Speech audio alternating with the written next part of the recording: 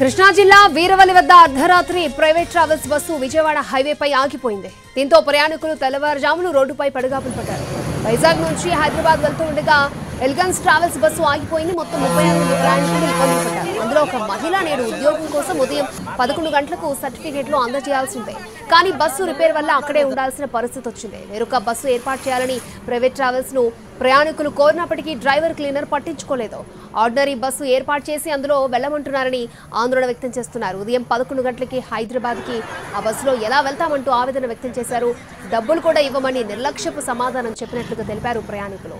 వీరవల్లి పోలీసులను ఆశ్రయించారు ప్యాసింజర్స్. ఘటనా స్థలానికి చేరుకున్న పోలీసులు డ్రైవర్ క్లీనర్లని అదుపులోకి తీసుకున్నారు.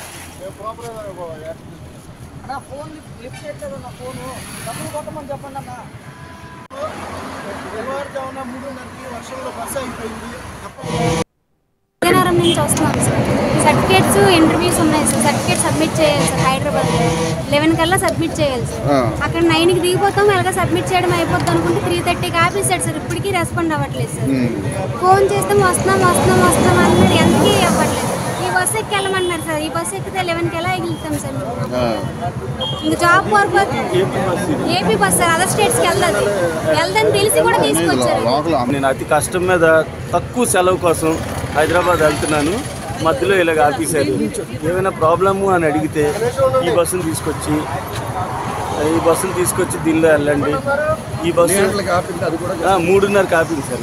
ఎమర్జెన్సీలో వైజాగ్ నుంచి అగైన్ హైదరాబాద్ వెళ్తున్నాం అన్నమాట. సో ఎమర్జెన్సీలో టికెట్స్ బుక్ చేసేసుకున్నాము.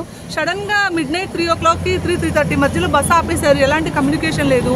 డ్రైవర్తో మాట్లాడితేనేమో ర్యాష్గా మాట్లాడుతున్నాడు. డ్రైవర్ వెళ్ళేమో మేనేజర్ నెంబర్ ఇచ్చాడు. నేను ఆల్టర్నేట్ బస్సు అరేంజ్ చేశాను. బస్సు అదండి.